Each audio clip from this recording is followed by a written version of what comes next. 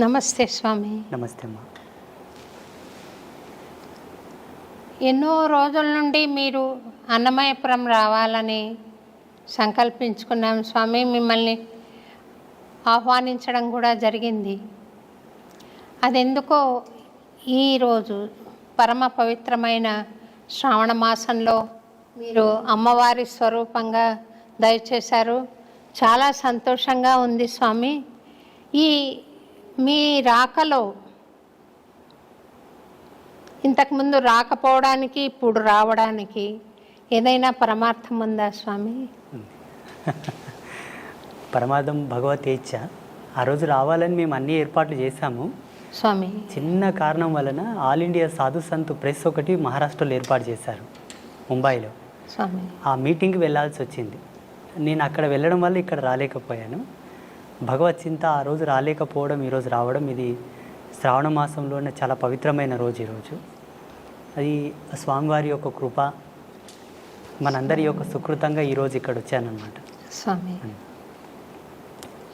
మీరు 12 ఏళ్ళు తపస్సు చేశారు అని విన్నాను స్వామి. ఎక్కడ చేశారు? మీ స్వత్సంకల్పమా లేదా ఏదైనా ఎవరైనా గురువు మిమ్మల్ని ఆదేశించారా తపస్సుకి? మొదట నా స్వయం సంకల్పమే. నా సంకల్పమే. మా గురువుగారి యొక్క సపోర్ట్ నాకు బాగా తోడైంది. వారు నాకు ఇచ్చిన శక్తిపాత దీక్ష, మంత్రోపదేశ మహిమ, ఆ మంత్రం యొక్క జపశక్తి అనేది నన్ను సంకల్పము దృఢంగా నిలబడేటట్టుగా చేసి 2011లో మా ఆశ్రమానికి వచ్చి, బిజ్వార గ్రామానికి వచ్చి, అక్కడే సుస్థిరంగానే ఇన్నేళ్ళు తపస్సు చేస్తూ ఇప్పటికి కూడా అదే అనుష్ఠానంలోనే, అదే తపస్సులోనే ఉన్నాను. ఇప్పుడు జనబాహుల్యంలోకి రావడానికి గల కారణం ఏంటంటే, కొంతమంది పెద్దలు, కొంతమంది ప్రముఖులు నన్ను చెప్పారనమాట. అయ్యా, మీరు అక్కడ అనుష్ఠానానికే పరిమితం అయితే ఎట్లాగా, తిరగండి, జనాల లోపలికి తిరగండి, జ్ఞాన ప్రచారం చేయండి, ధర్మ ప్రచారం చేయండి అని.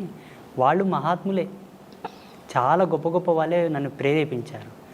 జేర్ స్వామి కూడా నన్ను ప్రేరేపించారు. చిలుకూరు బాలాజీ రంగరాజన్ స్వామీజీ కూడా నన్ను ప్రేరేపించారు. వాళ్ళ యొక్క ప్రేరణాత్మకంగానే జనబాహుల్యంలోకి రావడం జరిగింది. నాకు ఇక్కడ అంటే జనబాహుల్యంలోకి రావాలి, ఇలా మాట్లాడాలని ఇష్టం లేదు. ఎప్పటికీ వైరాగ్య చింతనలోనే, అజ్ఞాతంలోనే ఉండాలన్నదే నా సంకల్పం. ఇప్పటికీ కారులో కూర్చున్నానంటే అట్లాగే వెళ్ళిపోతాను మైకం లోపలికి. లొకేషన్ వచ్చింది, డ్రైవర్ లేపితే తప్ప లేవను. ఆ వైరాగ్య చింతన ఇంకా పోలేదు నా నుంచి. సుదీర్ఘంగా మా స్వగ్రామంలోనే అనుష్ఠానంలో ఉన్నాను నేను. మీ గురువుగారి పేరు చెప్తారా స్వామి ఒకసారి? తప్పకుండా. మనకందరికి సుపరిచితమైనటువంటి పండరిపుర క్షేత్రం, సంత్ రాజారాం కైకాడి మహారాజ్. పండరిపురంలోనే ఒక ప్రసిద్ధమైనటువంటి పీఠం వాళ్ళది ఉన్నది. అవును స్వామి. చాలా గొప్ప పరంపర వాళ్ళది. వాళ్ళు అవధూతలు. మా గురువుగారు అవధూత. వారి చేతనే దీక్షాగ్రహణము, మంత్రోపదేశ సంస్కారం అంతయు వారి చేతనే అయింది నాకు. స్వామి, నేను ఈ ప్రశ్న అడగచ్చో లేదు, మీరు అవధూత స్థాయికి చేరుకున్నారనుకుంటున్నాను. చాలా సంతోషం. అవధూత స్థాయికి చేరుకున్నాక ఈ దేశంలో ఇంత అశాంతి, ఇంత హింస, ఇంత రాజకీయము, కుటిల నీతి నడుస్తుంది కదా స్వామి. అందుకు మీ బోటి మహానుభావులు చేస్తున్న ప్రయత్నం ఏంటో ఒకసారి సెలవిస్తారు స్వామి? ప్రపంచంలో జరుగుతున్న అనేక దుర్మార్గములకు, అనేక దుశ్చర్యలకు గల కారణం ఒకటే. మనిషి ధర్మ పరివర్తనంలో లేడు. ఎప్పుడైతే ధర్మంలో ఉంటాడో, ఆచార ధర్మాన్ని కట్టుబడి ఉంటాడో, ఈ ఆకృత్యాలు జరగవు. ఇది మనకు ధర్మసింధువులో ఋషులు ఆనాడే రాసి ఉంచారు. ఈ ధర్మాన్ని గనక జీవుడు తప్పితే ఎన్ని అఘాయిత్యాలు జరుగుతాయి సమాజంలో, ఎన్ని ఆకృత్యాలు ప్రేరేపితం అవుతాయని ఋషులు ఆనాడే ఉద్ఘాటించి మనకు రాసి ఇచ్చారు. అలా కొన్ని శాస్త్ర నిఘంటువుల యొక్క పరిశోధన చేసినప్పటికీ మాకున్న స్వీయ అనుభవంతో కూడా ఈ ఆకృత్యాలు చూడాల్సి వస్తుందే అని ప్రతిరోజు మదనపడిపోతుంటాం మేము. వీటిని అరికట్టడానికి, వీటిని నివారించడానికే సమాజంలోకి రావడం, అవగాహన సదస్సులు ఏర్పాటు చేయడం, ఈ సోషల్ మీడియా మాధ్యమంగా కూడా మాకు తోచినటువంటి జగన్మాత ఇచ్చిన జ్ఞానం చేత అందరినీ జ్ఞాన మార్గంలోకి తీసుకురావడం, ఇవన్నీ జరుగుతూ ఉన్నాయి. మా సంకల్పం ఒకటే, ధర్మం నిలబడాలి, సత్యమే సమాజంలో ప్రజ్వరిల్లాలి, ప్రతి ఒక్కరి యొక్క ఆభరణం కావాలి.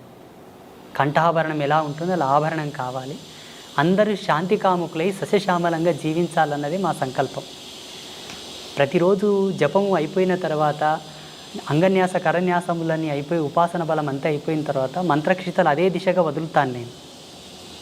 అమ్మా జగజ్జనని, ఈ సమాజంలో సుస్థిరమైనటువంటి శాంతిని నెలకొల్పమ్మా, నా బోటి వాళ్ళు చేసేటటువంటి ఈ యొక్క సంకల్ప శక్తి సత్యమైతే అది నెరవేరుగాక అని అమ్మకు ఆదేశం ఇస్తాను ప్రతిరోజు.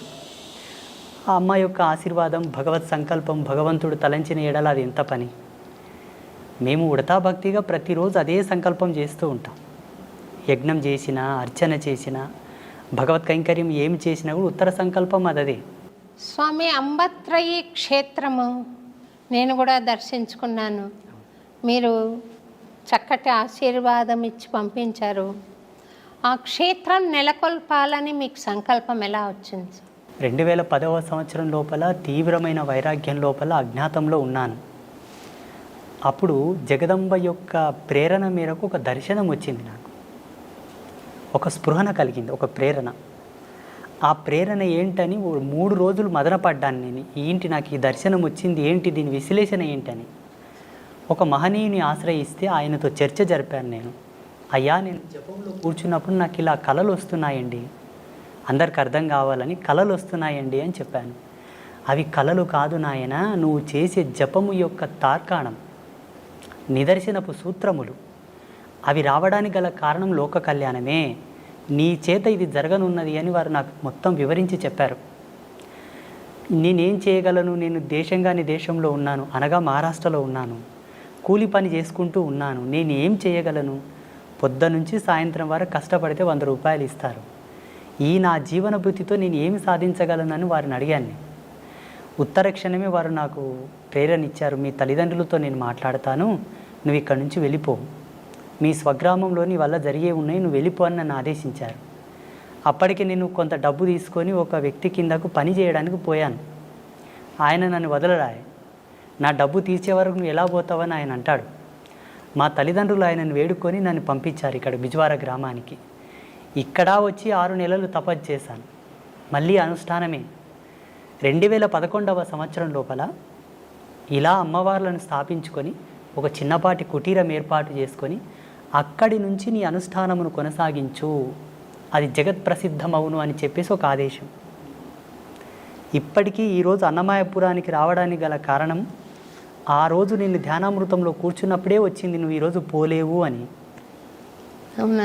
వాస్తవంగా ఏదో ఒక ఫోన్ రావడం, నేను అక్కడ పోవడం, మిమ్మల్ని చాలా బాధ పెట్టాను. లేదు స్వామి, లేదు స్వామి, మీరు రావాలన్న ఒక తీవ్రమైన సంకల్పం తప్ప నాకు బాధ ఏం లేదు స్వామి. మీరు స్వామి రాలేదే, స్వామి రావాలి అని ఒక కోరిక తప్ప, ఒక ప్రార్థన తప్ప అన్యథా నేను భావించలేదు.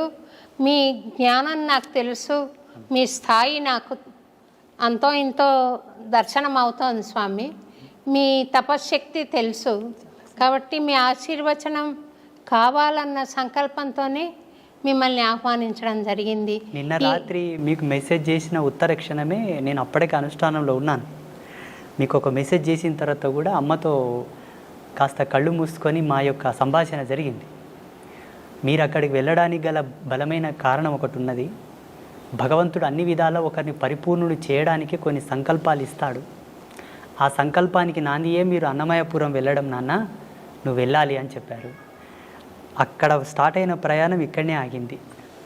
సంతోషం స్వామి. అమ్మవారు మీకు ఇక్కడికి రావడానికి మీకు పర్మిషన్ ఇవ్వడానికి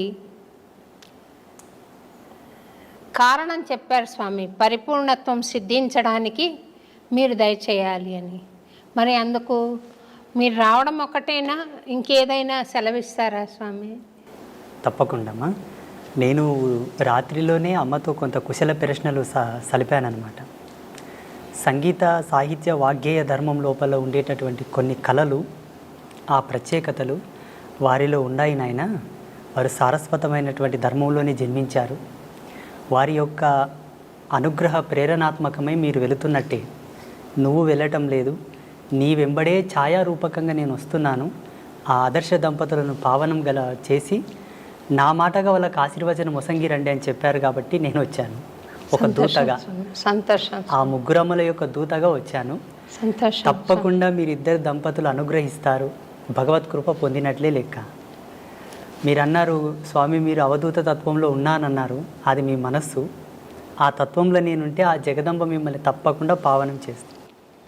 స్వామి ముగ్గురమ్మలు అంటున్నారు కదా స్వామి, లక్ష్మి, పార్వతి, సరస్వతి అమ్మవారు ముగ్గురు శక్తుల్ని ఏకం చేసి అక్కడ ప్రతిష్ట చేశారు కదా స్వామి. మీరు అక్కడ నీటితో దీపం వెలిగించినట్టు నేను చూశాను స్వామి. అది ఎన్ని సంవత్సరాల క్రితం వెలిగించారు, ఇప్పుడు ఇంకా వెలుగుతోంది. అది ఒకసారి ప్రేక్షకులకు కూడా మీరు తెలియజేస్తే బాగుంటుందేమో. 2011వ సంవత్సరంలోనే కార్తీక శుద్ధ పౌర్ణమి రోజు జగదంబల యొక్క ప్రతిష్ట అయ్యింది. కార్తీక శుద్ధ పౌర్ణమి రోజు జగదంబల ప్రతిష్ట అయిన ఉత్తర క్షణమే జ్యోతి ప్రజ్వలన జరగాలి. సూర్యకిరణాల చేత, అగ్ని లేకుండా, కృత్రిమమైనటువంటి అగ్ని రాల్జించకుండా సహజ సిద్ధమైన సత్యాగ్నితోటి వెలిగించాలని సూర్యకిరణాలతో వెలిగించాం. 2011వ సంవత్సరం నుంచి ఇప్పటి వరకు నిరంతరాయంగా వెలుగుతూనే ఉన్నాయి. 13 సంవత్సరాలు. మనిషి సాధన ద్వారా పరమాత్మతో సత్సంబంధం ఏర్పరచుకోవడం మానవ జీవన పరమావధిగా చెప్తారు కదా స్వామి. మనుష్యాణం సహస్రేషు కశ్చిద్యతతి సిద్ధయే యతతామపి సిద్ధానాం కశ్చిన్మాం వేత్తి తత్వతః. అంటే 1000 మందిలో ఒకడు, కొంతమంది ప్రయత్నిస్తారు, 1000 మంది ప్రయత్నిస్తారు, అందులో ఏ ఒక్కడో ఇద్దరో కృతకృత్యులు అవుతారంటారు. మిగిలిన వాళ్ళు జన్మలు ఎత్తుతూనే ఉండాలా స్వామి? తప్పకుండా ఎత్తాలి. అంటే జన్మ యొక్క పరిపూర్ణమైన లక్ష్యం ఏమిటి అంటే, ఏ తత్వం నుంచి అయితే నువ్వు జాలువారి ఈ భువికి పరిచయం అయ్యావో అదే తత్వం లోపల ఐక్యమైపోవడమే. ఐక్యమైపోవడానికి గల ఉత్తమమైనటువంటి సోపాన మార్గమే ఈ సాధన క్రమము, ఆధ్యాత్మికమైనటువంటి దర్పణం. ఈ ధార్మిక చింతననే దానికి సోపానమైనటువంటి మార్గం. ఇందులో ప్రథమ భూమిక ధార్మిక నిబంధనలలో ఏముంటుందంటే అహింస, శాంతి, నిత్యం పవిత్రత, సర్వమంగళ్యవర్ధమైనటువంటి జీవన విధానం ఇందులో ఉంటుంది. అందుకే ధార్మికతతోనే పరమాత్మను చేరుకోవడం సులభము, క్షేమకరము, అన్నిటికీ సయోగ్యమైనటువంటి మార్గమని మనకు ఉద్ఘాటించి చెప్పారు ఋషి పరంపరలు. అన్యమైన మార్గముల వెంబడ కూడా అవలంబింపవచ్చునేమో, బహుదుర్లభం, బహు కాఠిన్యము. అందుకు గల ప్రామాణికమైనటువంటి సూత్రము లేదు. ధార్మికంగా భగవత్ చింతనతో పరమాత్మతో ఐక్యమవ్వచ్చు, మన ముక్తిని మోక్షాన్ని పొందవచ్చు అని అనేకులు నిరూపించి చూపించారు మానవాళికి. కొంతమంది మరణం పాలవుతున్నారు, కొంతమంది మృత్యువును జయించి మీ బోటి మహానుభావులు బ్రతికుండంగానే పరమాత్మను దర్శిస్తున్నారు. మరణం తర్వాత ఏం జరుగుతుంది అన్నది మీరు ఇదమిత్తంగా చూడగలిగారా స్వామి? అది ఒకసారి సెలవిస్తారా? ప్రపంచంలో ప్రతి ఒక్కరూ మరణాన్ని దుర్లభం, చాలా బాధాకరము, అదొక చెడ్డగా భావిస్తారు. చనిపోవడం అంటే ఒక చెడు, ఒక కీడుగా భావిస్తారు. మా ఉద్దేశం ప్రకారంగా, మేము పొందిన అనుభూతి ప్రకారంగా మరణాన్ని మించిన సుఖము, సంతోషం వేరొకటి లేదనుకుంటాను. శాశ్వతానందం అది పొందగలిగితే, ఆ ఓటి మరణాన్ని పొందగలిగితే, దుర్మరణమునకు, దుర్గతితో మరణించిన మరణానికి శాంతి లేదు.